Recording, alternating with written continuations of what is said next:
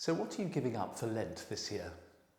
I've committed to a number of Lenten disciplines over the decades, including fasting, going vegetarian, and one year where we committed not to buy any further food, but to live off what was in our freezer and store cupboards, which made for a succession of unique new recipes by the time we got to Holy Week, mostly involving black-eyed beans. So what are you giving up for Lent this year?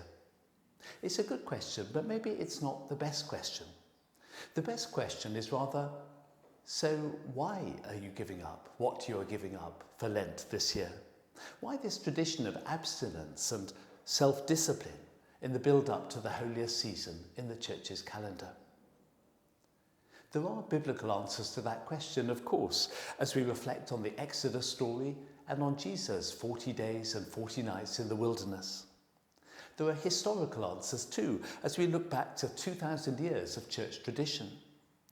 But at the heart of it all is the call in St. Paul's words to train yourselves to be godly. Discipline, like all training, is often hard work, and it was never become an end in itself. It is rather the means to an end, and the end in this case is godliness, becoming more like Jesus.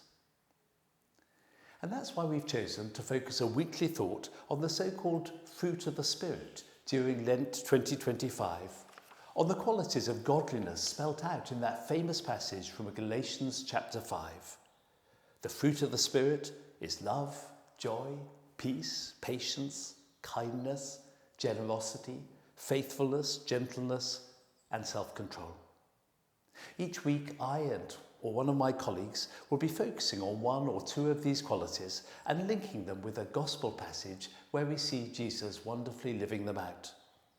And my prayer as we do so is that whatever disciplines we've chosen to commit to this Lent, they might produce wonderful fruit in us and through us, that our lights might shine that little bit brighter as we seek to follow the light of the world on the path to the cross and the empty tomb.